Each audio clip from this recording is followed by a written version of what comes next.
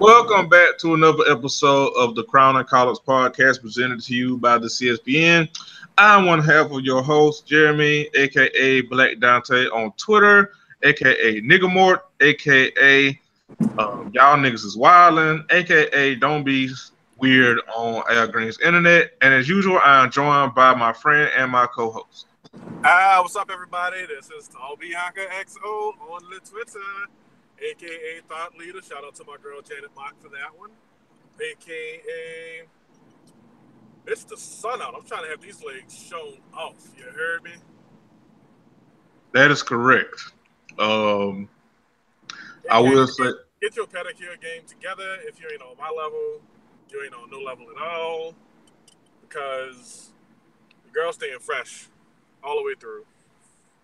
that is correct. I know I saw today on Twitter that Fashion Nova is coming out with a men's line, which I love that the internet has appropriately dubbed Nigga Nova. Yes. Let me tell you something. Know me, cause I'm gonna be at the function in Nigga Nova shorts and nigga slides by the grill with a bottle of Crown Royal. Know me. I mean, that's cool and all, but don't get the church nigga couture line of their little off shot, because I seen some of that shit and it looked hella like I don't curse around kids, but I curse in my private life ish. So, hilarious. Yeah, and I ain't gonna lie, some of them I saw and I was like, ooh, yeah. But just know that your boy will be a Nigga Nova well. Know this. Yeah, some of that shit is definitely for the keyboard player at your local church. But Yes, absolutely. But before we go off on a tangent, we have a guest, which is funny to say because we haven't had a guest, well, other than Candace and Curtis, like a month or two ago, but we didn't even have it as many guests on as of late. That will change, we ain't been anti on purpose. It's just, sometimes me and Bianca just wing this shit, to be perfectly honest. Yourselves, ball bags. No, Hilarious. But we do have a guest, and I will let her introduce herself. Oh, I was supposed to go? Yeah. In 5, 4, 3, 2, 1. Make that ass clap like I got it. You are doing Hi, amazing. everybody. Hi, y'all. This is Octavia Simone, aka Octavia_Simone1 on Twitter, aka or formerly known as Chewy P. Newton. Yeah. Here I am. What's up, guys? Yes. Welcome to the Fold family. Yes. Thank you for having me. With us. Of course, Yes, I'm a podcaster on the road, which is custom for me at this point. I'm very happy to be here. It was 83 degrees out here today, so I decided I'm gonna go catch some sun and eat some ice cream. I know that's right. Yeah, that sounds so good right now. Bianca texted me saying she was by the river. I was born by the river. I was born by the river. I was shaking that ass. They was throwing all them dollars. I was getting that cash. You are doing amazing. River.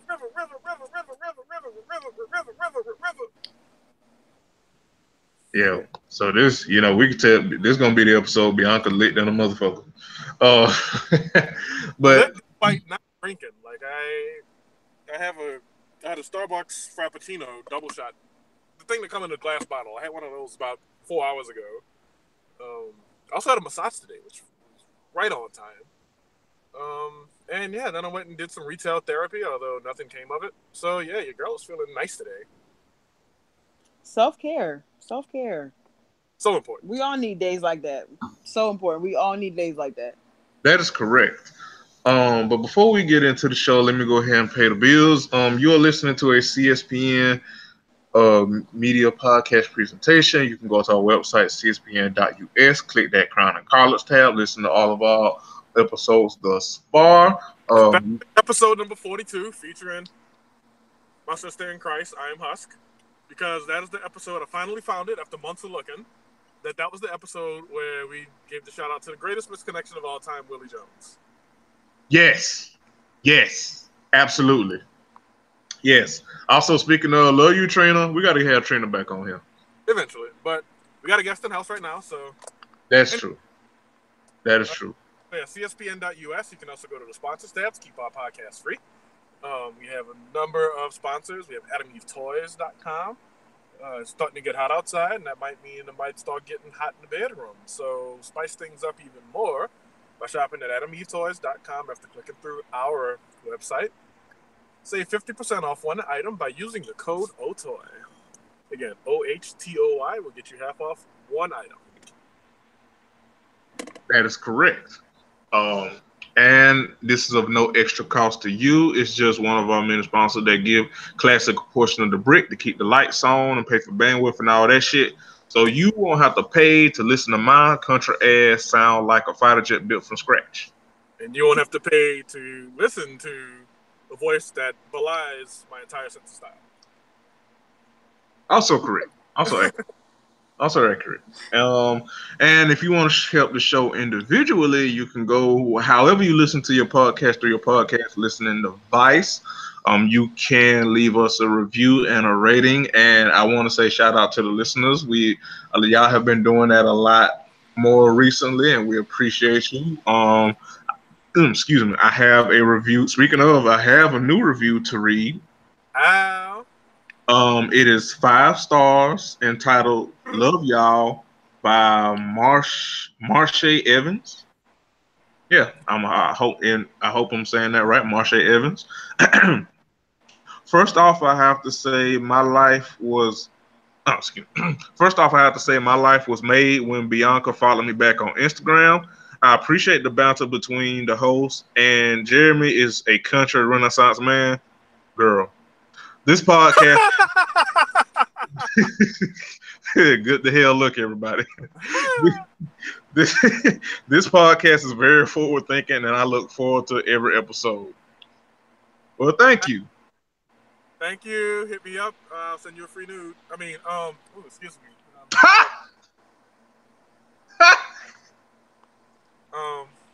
Bianca, you don't like Jason unless you're gonna do it. Anywho. But girl, like I said last week, Bianca been getting the love from all the listeners, and I'm here for it. This is not hate at all, but that girl called me a country renaissance man, girl. I mean, you do drink Parmesan. True. Let's break this down. Okay, fair point. Continue. You did make it out of like the actual countryside. That's true. When you told me your hometown and I had to Google that shit, and that population had 4 digits in it, and I was like, well, oh, okay. So yes, you made it. You got out, which is always nice. So you got that working in your favor.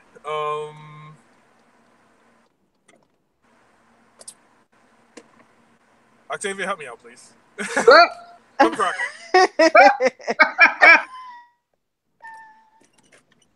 Gosh. I mean, dang, what do I say? You're, I mean, y'all said everything. Like, I'm trying to think of other, I mean, you're not trash. You just say that because, everybody's trash. A lot of people are trash. And probably one of the only ones that's not. Yeah. And let me see what else. Let me sneak one last nice one in here to put a nice pretty bow on this whole thing.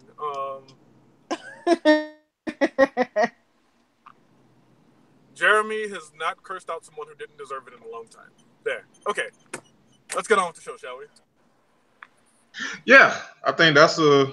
I think that's good. I think that's good. A good way to yeah. So so today Octavia is special because she is our resident writer. And first of all, Octavia, just what got you into writing? First of all. Well, I started this writing passion when I was 10 years old. For as long as I can remember, and what my mother told me, I was always an avid reader, like since 4. Like we would read like books, you know, as child in your childhood, you know how you have like those little beginners books and things like that.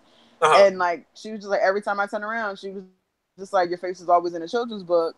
And as I got older, the reading became a lot more advanced. So at 10, I was just like, I wonder if I could write my own story. So I ended up writing my own story. I can't remember. I think it was like in script form at the time. I think this was like 2000. So at the time, like B2K was like, and like I wrote like a fanfic story sort of. But back then we didn't know what it was. So I wrote it and I was like, oh, this is lit. And then like as I got older, I was like, okay, well maybe this writing shit is really for me.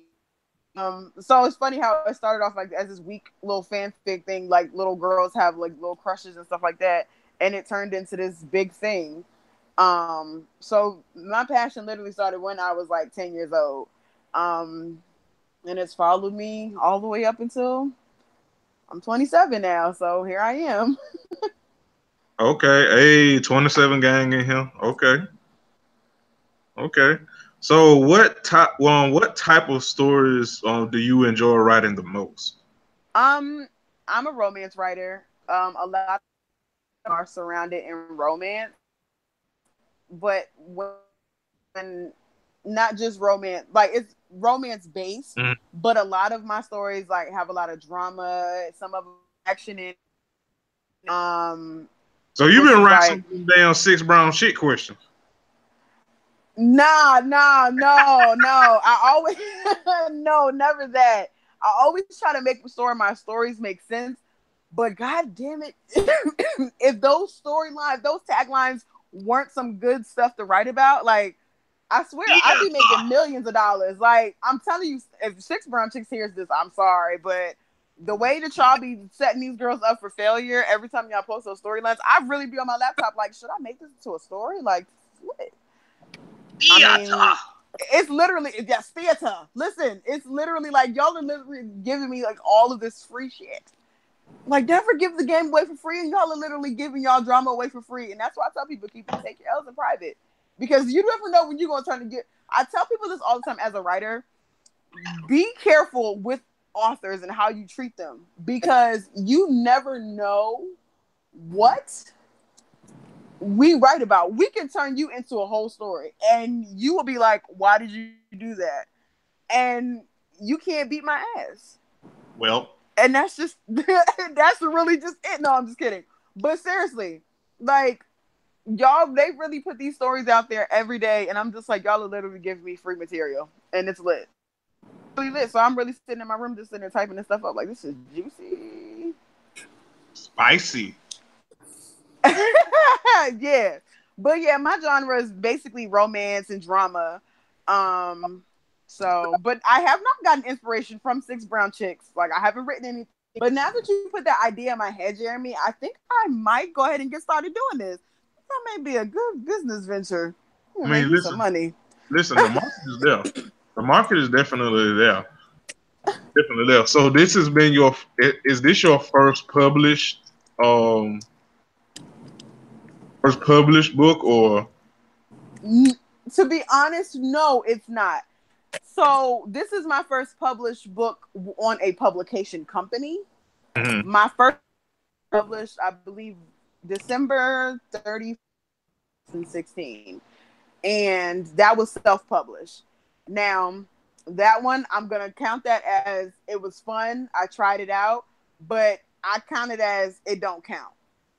It counts, but it don't count because it only sold 15 units. Don't shade me. Don't shade me. Do not shade me. There's no shade. But no, do it on your own. That's one thing. Like, no, I own it. Listen. I stand in my truth. I own it. There's no shade whatsoever. But I tell you like this though. Published as my as part of a publication program. But what I was actually on a live broadcast last night, and I was saying the first one that I ever produced, like the first self-publishing book I ever did, was experience learning curve for me, learning experience, because at the time I didn't know nothing about marketing. I didn't know about getting on podcasts to promote my work. I didn't know any of that stuff. Like I didn't have anybody literally telling me this is not how you write, or this isn't how you do it this way. And coming into this company, like I learned a lot. So I keep telling people this is my debut novel because it's better, it's bigger, it's on a way bigger platform. So yeah, I say this is my first one. I'm gonna say it's my first one because a lot more people are paying attention. So Well, that's that's how it be sometimes. You just got to keep grinding. And what's one big misconception people have about writers? that's where we got money, yo. Well, Listen to me, like, man, if we was listen, I was also a writer on a platform called Wattpad, and they had this program called the Wattpad Futures Program, where they would actually come to you and offer you, and you get paid. So they'll put ads between your story. Like they had us thinking, oh, we about to get these ads. So they gotta go through an ad to get to the next chapter. Every 5 chapters, it'll be an ad. So, oh, this bank off this. I'm about to make bank. My first little commission check from there was like $150 for the quarter. And I was like, oh, writers don't make nothing. But it was funny because I was talking to several people, and my mother, she's friends with someone who teaches at James Madison, and she's an author. And they were saying, like, there's money there, but you got to find your audience. So it's like, right as of right now, I ain't making nothing, not yet. But you don't really make no money unless you really, you're trying to eat, unless you're like really hustling and pushing yourself. And a lot of like the authors that I looked up to have said like they literally ordered theirs from like publication companies like in the bulk and was literally selling books out their trunk to eat, because this was before Amazon. And mind you, 100% of the profits, you still have to pay Kindle out of your commission, and you still have to pay the publication out of it, and then you have to pay everybody else, and then you get paid. So you really it's not a lot of money like when you first get started, but as you go on, like as your books accumulate and as your fan base accumulates, because you're going to get paid to do appearances, that's when the money going to start rolling in. But yeah, the biggest misconception is, oh, she making bank. Child, I just got signed. Ain't no money in this account. What you talk about? Are y'all okay? I got bills. Is that right? Are y'all okay? Like, cause that was the first thing when I first got to make bread. I was like, what bread? What are you talking about? What money? Beloved, I am just like you. I cry, you cry, we cry together. Right, listen. There will be no donation answering the Kevin Hart donation challenge anytime soon. $25,000. That's not happening. Like I'm not leasing my fucking Toyota. No. Right. So Bianca, do you? Because I hogged all of the questions. Do you have any questions for Octavia? I mean, so we were just talking about like authors that you looked up to. Who are some of those? I read a lot of. So I don't know if I missed that already, but no, you didn't, because I didn't mention any names, but I'm glad that you did ask. As I got started, I was looking up to looking up to Nikki Giovanni. Then like I kind of, as I became preteen years and my early teenage years, more street lit fiction. My interest started turning to Nikki Turner and Wahida Clark and Sister Soldier and Kwam and all writers like such as that. Okay. Those was I've looked up to them ever, and it's like definitely like one of my number ones.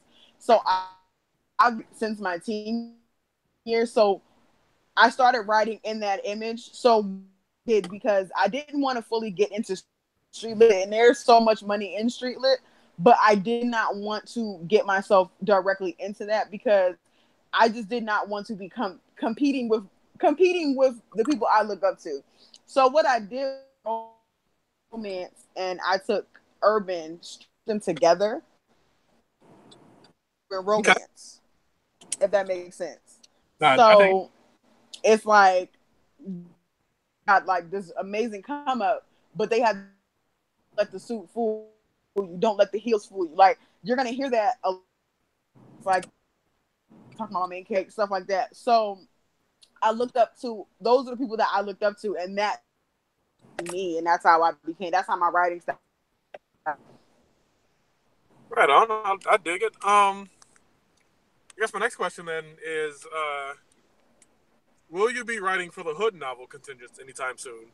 I.e., actually, I'm not even gonna name. You know the genre I'm talking about. The street lit? No, I'm talking about the straight up Hood novels. Like, what's the one? The one old boy recently wrote, the pretty light skin. Oh, what was it? I'm pregnant by my nigga's grandfather, or some shit like that. Oh, that book that. Oh my god, that book that's been circulating that everyone is little chattering about. Like, do you draw any inspiration from that, or is that too much into like the Six Brown Chicks territory that we were talking about earlier? That right there is like six, right? So, who would write that? But I wouldn't do that. Like, not saying that like in a cocky type of way, because when it was brought to my attention, timeline, I was like, I can't bash this girl because my publication team and I will be in hot water. Like, I can't talk about this. But I'd be a fool. I'd be a liar if I said I didn't laugh offline because I would, you know what I'm saying? So, but I could not put on and be like, oh, like, but nah, it probably wouldn't be me that writes that stuff because my publication team would be looking at me like, I know you're lying, basically. But do you want a novel cover like that? Because if you do, I'm willing to post for it. I'm gonna have to pass on that one. I thought the cover. It's not you. I thought just probably not my cup of tea. I'm really more like the of it all, but I think mystery too. I want some mystery on the cover. You know, I'm just like outright Stanley and try and figure out what's going on story away. So the cover when you make it has to have mystery around it, and it has to be like, oh, this looks out here.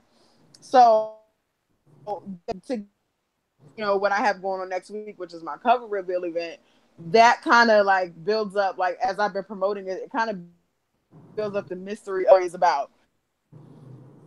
Yeah. Basically, yeah.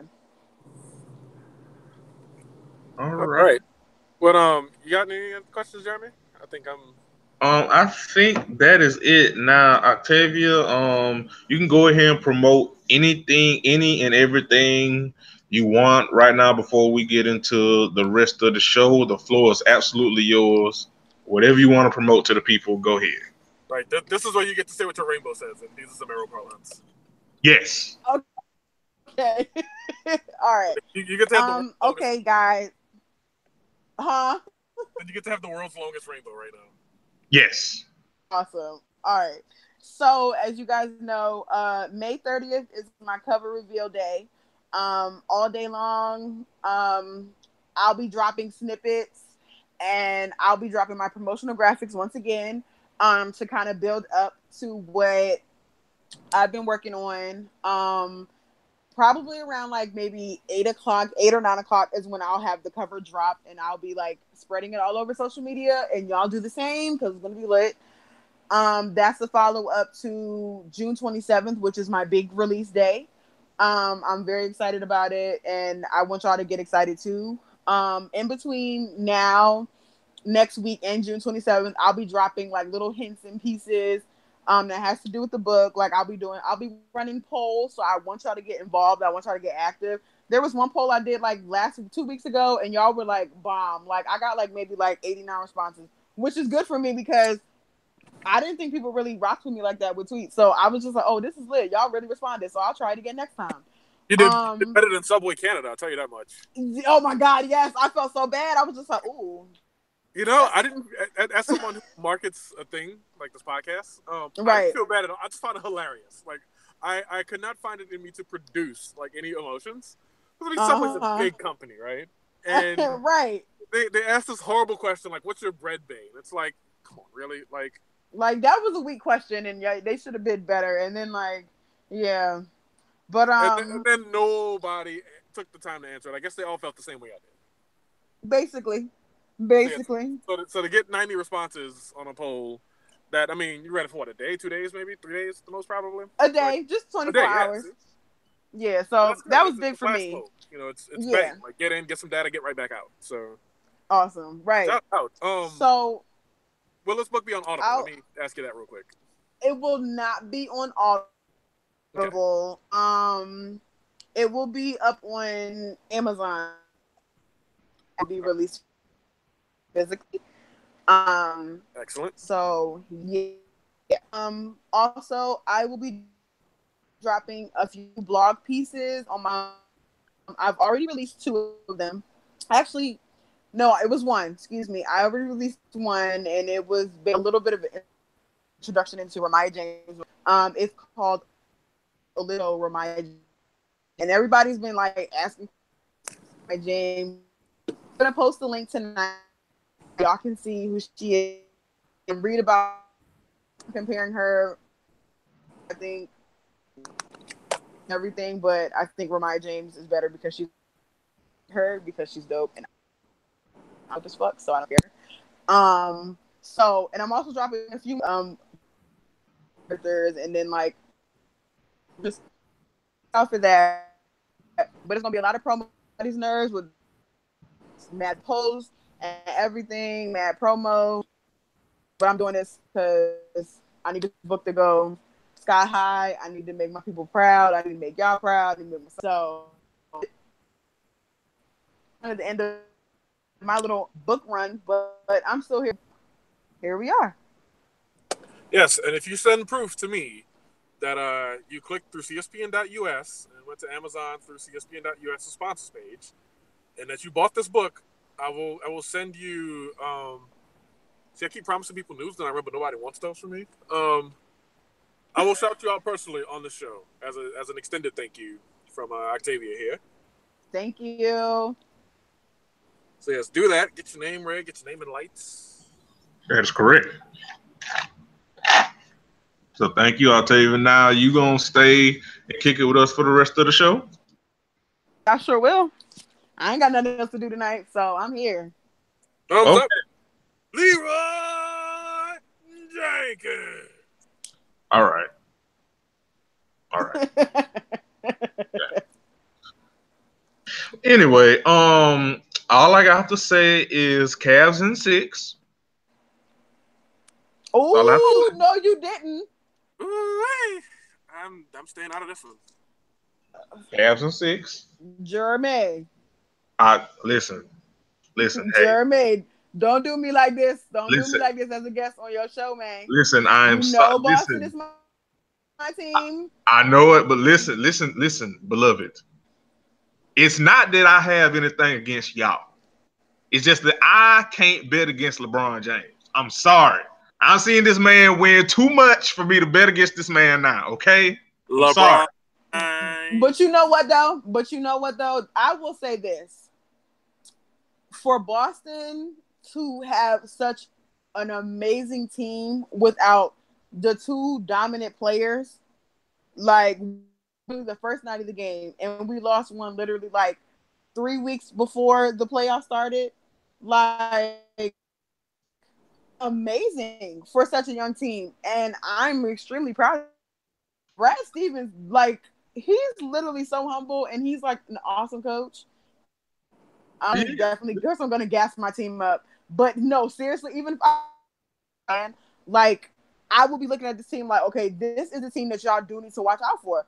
So, like, the first two games, because I was like, I'm nervous. Like, look what the Cavs did to the Raptors. You know what I mean? Like, so I'm sitting there looking like, well, are we Well, not? I mean, I would.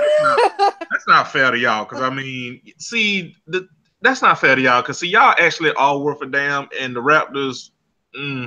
They got arrogant.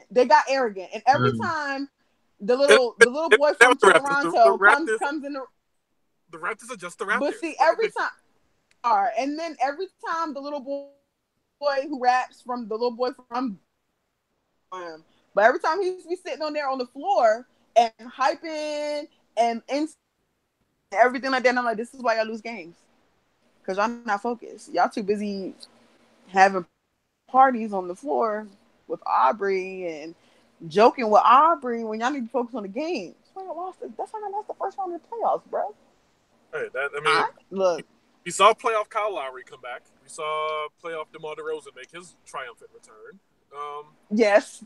Your best players cannot be described as playoff, insert name here, as a pejorative. Now contrast that with playoff Rondo, who all of a sudden can make threes and like. Yes, playoff Rondo is Packs the goal, makes all the baskets that he needs to be a distributor. Or playoff LeBron James, or playoff Kyrie, or hell, even playoff Al Horford, right? Like, I mean, right? Yo, Al literally took me by surprise this playoff season. He's been good all season, but I'm sitting looking at him like, yo, you literally came through. Like, this is wow. This was not 12 years in the league. Like like. This is not reggaeton Mo Space that was in Atlanta. Oh my god! Oh my god! Banging on you on two different genders. But nigga average 5 rebounds a game. Then come talk to me. Jesus, be with y'all, man. I mean, it's fine. It's fine. But no, like Al Horford, say what you want about him. He's battle tested. His second season in the league when they took the Cavs to 7 games. Or they took the Celtics to 7 games. The Celtics, yeah. The Hawks had some other deeper playoff runs in his career. I mean, they had a couple years that he missed, but they had some playoff experience. And I mean, to have him, who he's never been a guy who's been the greatest shot blocker, the best rebounder, or the best shooter, or any of those things, but correct. To be on a court as much as he was, and he's always been a cerebral player. He's always known how to make the right pass. He's always known when to take the open jumper. He's always known when to go try to force the foul on the defender. Like, he's always had those. He's always been a tactician, I guess you'd say. And then putting him on a team with Brad Stevens as the coach, it really draws the absolute most out of him. Because physically he's so limited in that way. Like, he's not a 7-footer. He's maybe 6'10". He doesn't have the longest arms. But Brad Stevens does such a good job getting so much out of him. And then, these swingmen. Jason Tatum, I mean, who, played one year, didn't make it out the first weekend. Yes. Playing upper position, he's playing power forward. Which I know in the NBA is nominal, right? But he's playing power forward. He's banging on the inside as much as he's playing outside game. You got Jaylen Brown, who, he's good, and he came into the league and he was a top pick. But the Celtics weren't asking him to do this much, and now they are, and he's responded. He's stepping up to the challenge. Even though he got a shot blocked by Kyle Korver multiple times the other night, but we're not gonna get too much into that. Good luck, everybody. Good luck, everybody. Listen, the Celtics are in good shape. They don't have that one above all leader. Like, Al Horford's kind of that guy, but not really. Right. But I mean, the two people we expect to be that are Gordon Hayward and Kyrie. Right. They're out for the series, out for the playoffs. They're cheering from the sidelines in the Derrick Rose couture. I'm sorry. Not the Derrick Rose couture. She didn't lie. It's gonna be Derrick Rose stands on my neck. But see, this the thing. Like Boston is amazing. I just can't root against LeBron James. I'm sorry. I just can't root against I him. mean, you feel how you feel. You know, you got to feel how you feel, and I completely understand. So, I'm not gonna lie. Like, all bias aside, LeBron has been balling his behind off all season. So, I mean, and we give him for being a crybaby and stuff like that, but he has really stepped up and like literally has been doing his job. So it's just like you can't give him anything bad. Like, listen, he was looking bad. I sat on this podcast right after the game. Man, me and Bianca, we sat on this podcast right after the game too, and like it ain't looking good. I'm still not betting against LeBron, but it ain't looking good. Then these past two games, and especially that third one, is oof. Look, everybody. So again, it's not that the Celtics aren't good, because they are. They are amazing. Even without Gordon Hayward and Kyrie, they are fucking amazing. They are set for at least the next 10 years at most. I mean, 10 years, that's a really long ass view. I say this, like, they're in great position for the next 5, like, minimum. And no matter what happens in these next 2 games, short of, like, everyone just, like, Thanos snapping his finger and evaporating, you have to call this season a success for the Celtics, like, unparalleled. Because, Terry Rozier got some chops, the other young guys got some chops. And these niggas are set. I just can't bet against LeBron James. I'm sorry. Can't do it. Can't do it. Until I see it. Until I see this nigga go home in that goddamn Carl Thomas ass picture that he did years ago where he was looking like he was crying in the goddamn closet. Until I see that nigga post a picture like that again going home, I can't bet against this nigga. Fair call. Meanwhile, what's going on? Very what's fair. Going on in the West? How we feeling about Oh, this is my type carrying on. I'm glad you brought this up. Let's talk about this. The Rockets. So it is with great joy and pleasure that I am seeing James Harden be embarrassed on national TV. It brings me great joy and pleasure. Because honestly, if we keeping it a buck, James Harden ain't nothing but Rip Hamilton with a Kardashian fetish. So I mean, You know what? All right. Take that back. I said it. I'm gonna tell you why you take that back right now, because Rip Hamilton never dribbled. Hilarious. He caught the ball off those curls, and he maybe dribbled once, and then he went up with the mid range. He never did what James Harden does, standing at the top of the fucking key, bouncing the ball into a goddamn pancake, and then taking 18 step backs and shooting the ball from the fucking opposite timeline. With his ugly ass game. Fuck James Harden. We can turn this whole segment into fuck James Harden. And I will be right there with you, spearheading the charge. Let's do it. Fuck James Harden. And let me say this about my fuck James Harden sentiment. I'm left-handed. I pull for left-handed players. Like Chris Bosh. People used to make fun of him. I pull for Chris Bosh. God, who's Isaiah Thomas? He always looks like a little kid. I pull for Isaiah Thomas because he's left-handed. I pull for Tristan Thompson when he's left-handed. Sometimes he's not, and then sometimes all of a sudden he is again. But when he's left-handed, I pull for him. That's just how it goes. James Harden has been like the overwhelming exception to that rule. Trying to think, first left-handed player I can remember is Chris Mullin. I pulled for Chris Mullin. I pulled for who's some other ones over the years. I don't know. But, for James Harden to be the left-hander I don't pull for, that says something about him. First of all, but it says something about him. The nigga dribble ugly. The nigga shoot ugly. The nigga take way too much time on the goddamn clock. His beard is ugly. He looks like he stinks. He don't play no goddamn defense. He looked like he steal from his homeboy's wallet. And then say, damn, that's fucked up, man. Somebody got you. And it was his ass the whole time. Right. I will never, ever, ever, ever, ever forgive him for disappearing in the finals when he was on the Thunder against LeBron. It was him, Ibaka, Westbrook, and KD. I will never forgive him for literally disappearing in them finals. That's why I fuck that nigga forever. Fuck James Harden. I want him to be embarrassed. I listen. I may get tired of the Warriors, but it's like damn, y'all niggas always gonna win. Like I enjoy watching the Warriors play. They gonna get these jokes, but I enjoy the Warriors. The fact I want nothing good in life to happen to James Harden, not a goddamn thing. So if the Rockets and Chris Paul got to be casualties of that, if they die, they die. Cause fuck James Harden. And you know what? I endorse this 100%.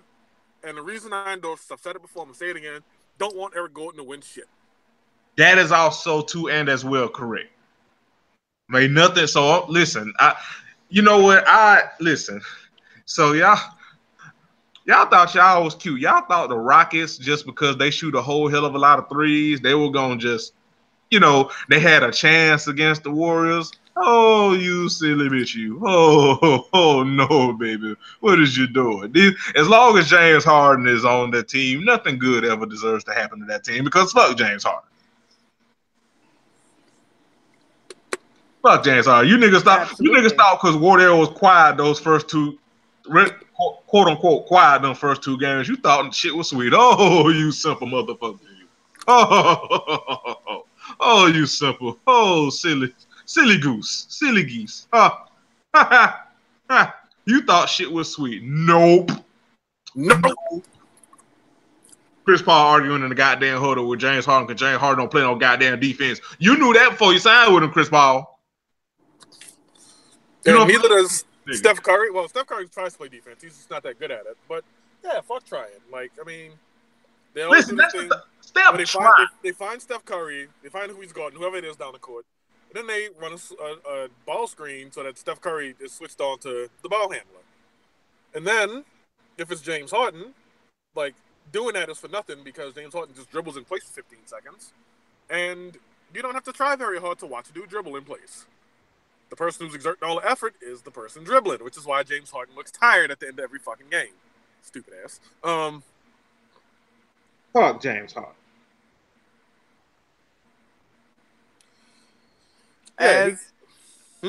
Yep. Absolutely. Fuck that nigga.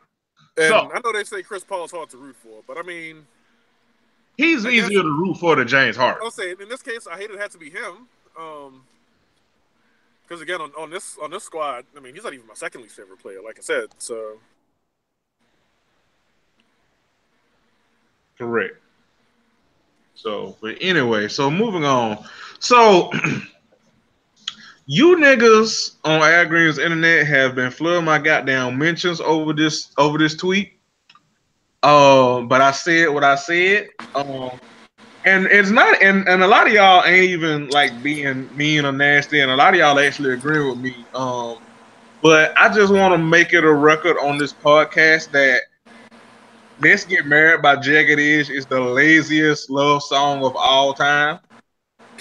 That shit is the shrug emoji of songs. It is. Listen, it is the straight male. It is the straight male equivalent of "Girl, I Guess." Basically, it's just, hey, so we gonna get married or what? So you gonna marry me? You gonna marry a nigga or what? Basically, like, throw the ring at him, just put. It is Gina's. I mean, it is Martin's proposal to Gina in song form. It is. The kids. It's grown. Maxine and Kyle. It's literally Maxine and Kyle. Yes. Love, for real. Yes, if you will. It is. I mean, the kids are all in college now, and we've been going together for 36 years. I mean, we might as well tie the knot. We might as well do it. It is the laziest goddamn love song. No less than top 5. No less than top 5. Nigga, it's the laziest shit ever. It is literally. It's not even. And somebody on Twitter, I can't remember your name. Blame it on my head, not my heart. But it's not a song of love. It is a song of apathy. It is like, I guess, I like, damn, is this what you want? You want to be married? Okay, damn. The niggas literally said, might as well do it. That is not love. That is apathy. That is lethargic.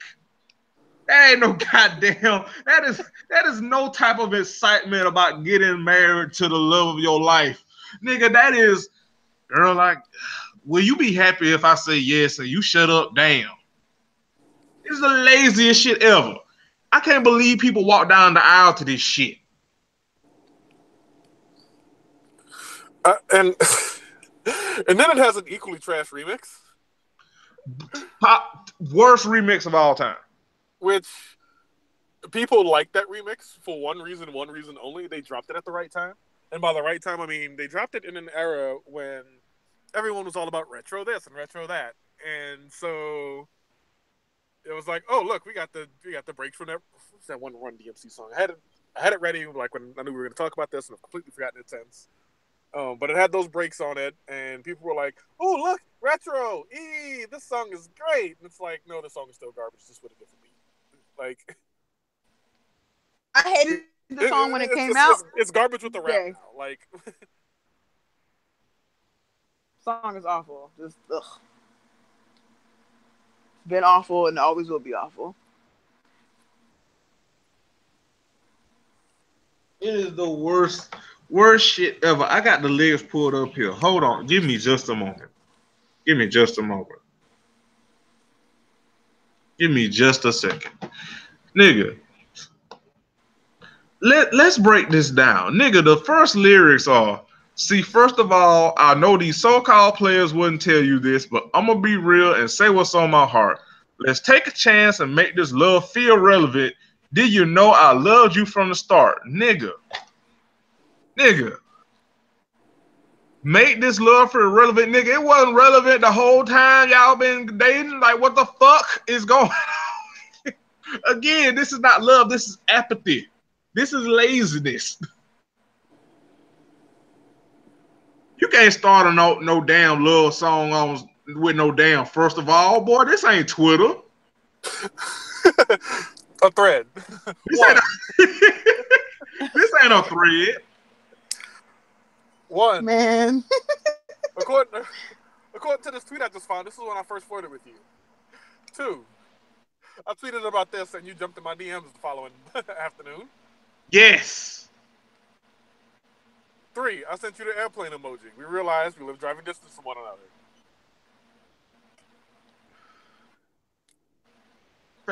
Nigga, okay. Second,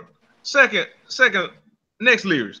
When I think about all these years we put into this relationship, who knew we make it this far? When I think about where I would be if we were to just fall apart, and I just can't stand the thought of leaving you, nigga. All these years, y'all been going together for 20 years. Y'all been talking for 20 years and made up and broke up, and you want to put a ring on it now, boy. 11. Here's a time hop photo of us. Meet me at the altar. 3 years ago today. Meet me at the altar in your white dress. We ain't getting no younger. We might as well do it. I ain't got no hoes. You got a club foot. Ain't nobody checking for us. We might as well get married. He said she got a club. I paid attention to the lyrics, but he really said that? No, that's a joke.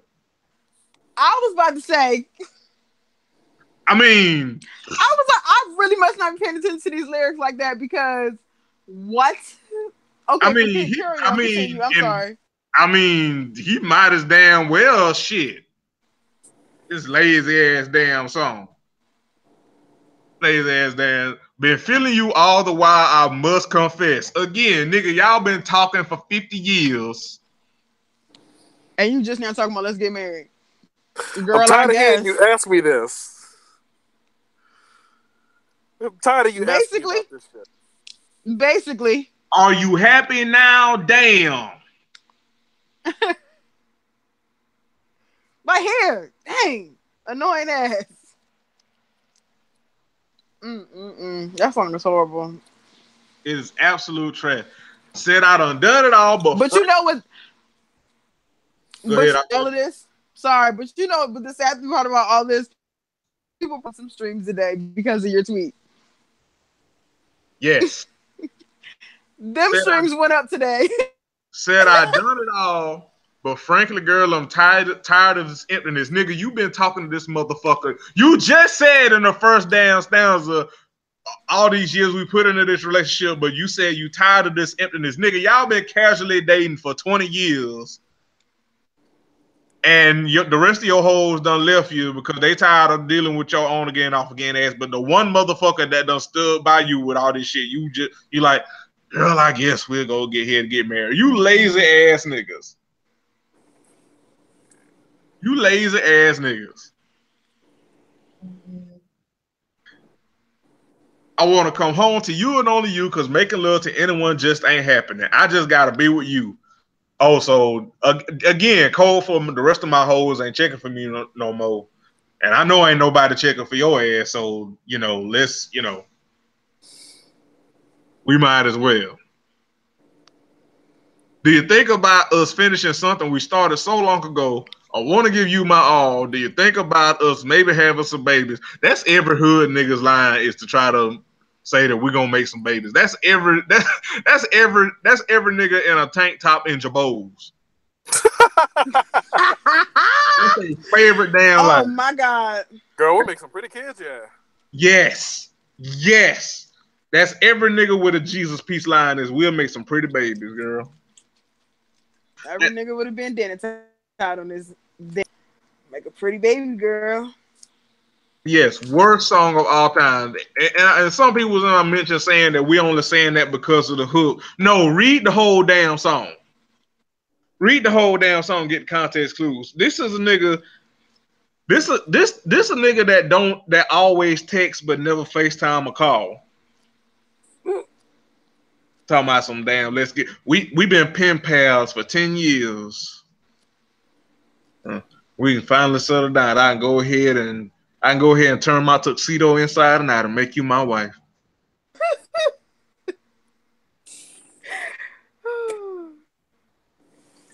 But yeah, Jag. This is the worst bringing bike we've ever done, by the way. Yes, absolutely, absolutely. Worst of all time. Because the song is so trash. It's a bop now. Don't get me wrong. The song is a bop. No, it ain't. But it's fuck. The slow version sound like every other Jagged Edge song, and again the retro version people like it because it's got the we did a retro song, woo, let's celebrate. And no, I ain't here for that. So no, this song is not a bop. Unlike say, God, what's another garbage song? Too Close by Next can be a bop in an extremely specific circumstance. Like you have to be at a late 90s, early 2000s kickback. And a Montel Jordan song has to bookend it on one side or the other. And God, what's the other stipulation I have for this? I had to start out earlier actually. Oh, and you can't play the whole song. That was it.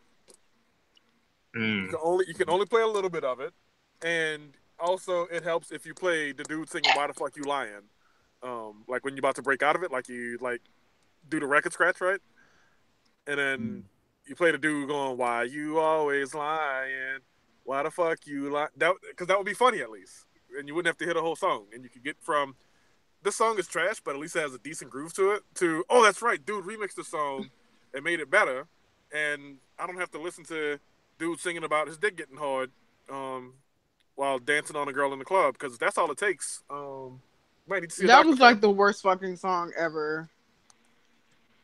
So yeah, I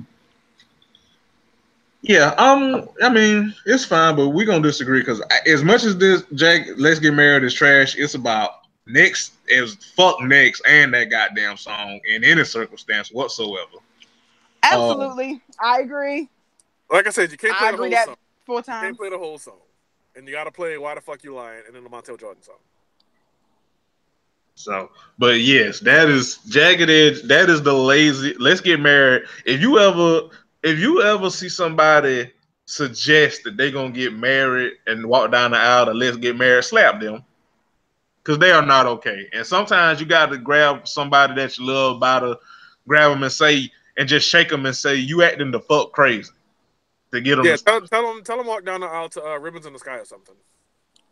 yes. But not let's get married, because that is a song about apathy, not love. So, but speaking of love, so Janet Jackson made history the other night, uh, as she was honored at the Billboard Music Awards, um, as the first Black woman to receive the Billboard Icon Award. Um, yes, yes, yes, yes. She gave she was introduced and given tribute by Bruno Mars, and then she was introduced and she gave a performance. Now I'm gonna be completely 100% honest.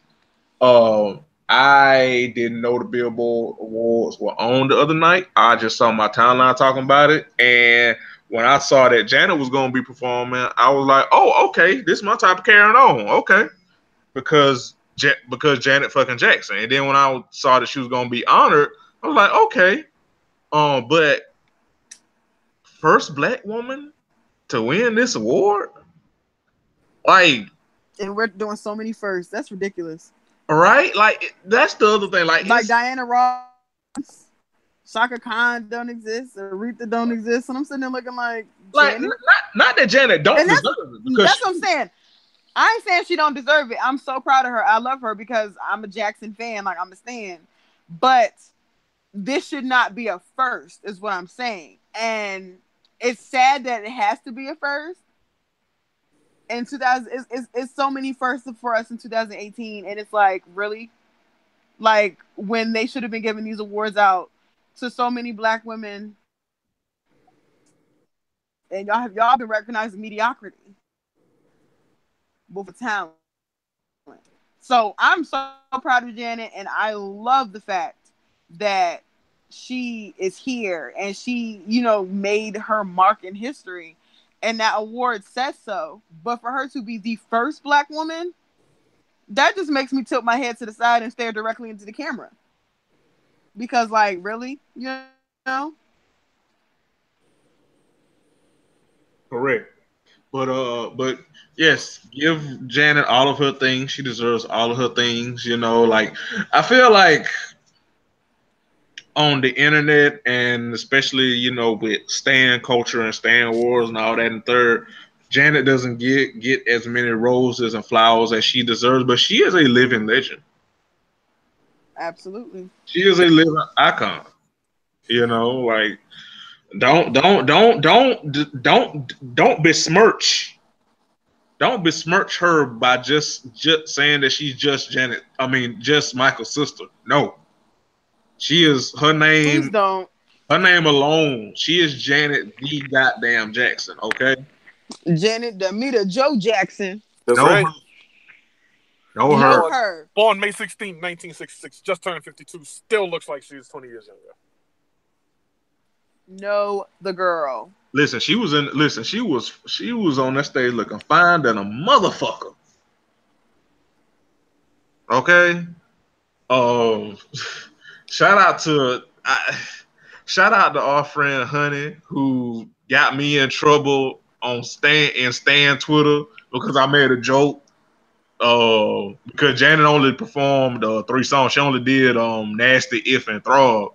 And I made a joke that Janet only gave us that because she had to go lay down afterwards. Shout out to Honey, get me in trouble with Stan Twitter.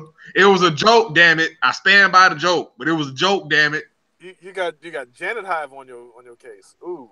Right. Oh.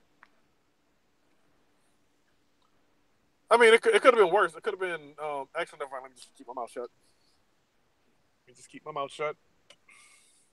Because I don't want that smoke either, frankly. So But yes, like I made the joke, I stand by the joke. It was a joke. I can listen. I love Janet, and I can also crack jokes about my faves that I love. It is absolutely fine. Okay.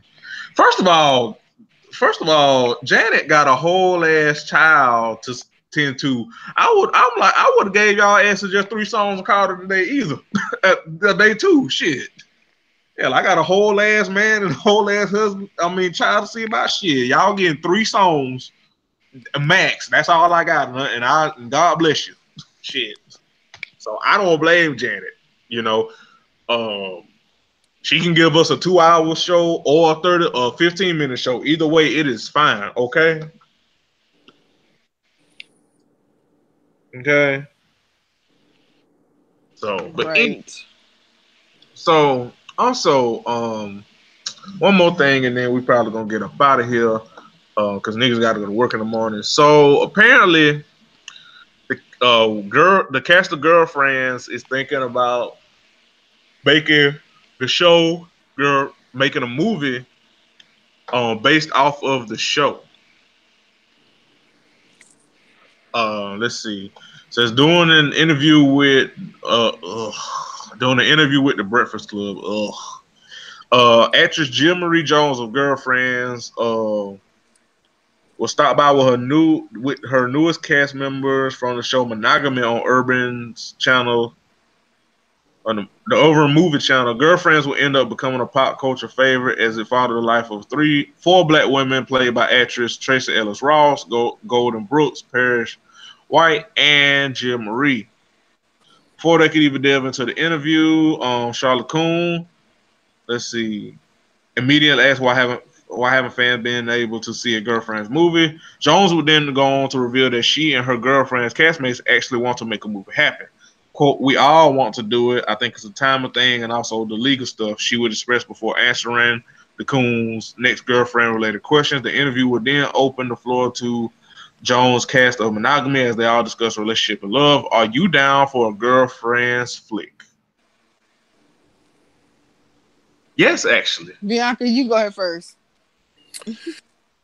I'm here for a Girlfriends movie. Like, find some really silly, like, out there singular plot for all of them to, like, work on together and fucking do it, because I don't think they would write this and have them not accomplish it. I would not be here for Girlfriends, like, reboot on, God, what is it? What's the station we got now? Centric? Yeah, Centric. Yeah, no, like, I will not reprogram my TV to fucking pick up Centric signals just to watch that. Like I said, I will rewatch a movie because I love, the members of that cast or what have you. But yeah, don't subject me to a season of that. Like, even if Netflix picks it up, don't subject me to a season of that. I don't want to do it. Mm-hmm. Right. Now, what about Octavia? You know what? I'm here for a movie. I definitely agree with Bianca. Probably not a show, but I'm definitely here for a movie. Now, if they did something along the lines, I'm not saying that they should go like down the same road as like Girls Trip, but if they took a trip to like an island somewhere and like, something like that, like something really funny would happen to them like overseas or something like that, like in the island somewhere, that would be funny for me. But it would be like them like trying to after all these years that they haven't been around each other, and then you probably Jabari grown up and whatever happened with William and stuff like that. So I think a movie would be fun to watch. The show maybe not so much, because that show literally tackles everything that women literally talked about in that time frame. So it would be like, well, what do we have? We're gonna be talking about the same thing in 2018. So we already got that. So we get the reboot, it's just gonna be like, oh girl, we've seen this in the other episodes before. So I want to see it, but I do agree. Like, I wonder. Like, first of all, I don't want to see. First of all, I don't want to see William back, to be perfectly honest. Like, I mean, I mean, no shade, but I kind of feel like William doesn't need to be with us. To be perfectly honest, I mean, they can make a mention of him, but I wonder. I would see it. I would want to see the writing. I would want to see because the writing is probably the most because they.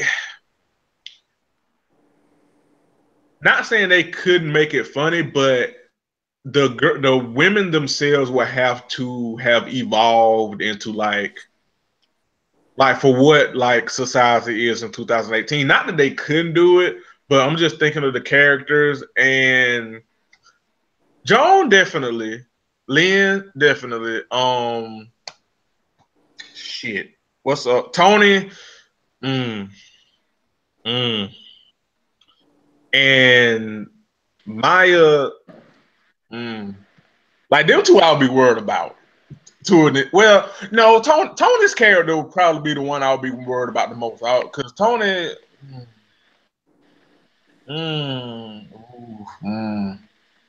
Tony Childs, she was a card. She really was. She was definitely a card. But I wouldn't be opposed to it. I would go see it. I would go see it. So, yeah, I hope they make this. Just gotta have the right writers in the room to make a good plot. Yeah, and that's it. Keep this shit away from Tyler Perry. I'll tell you that. Woo!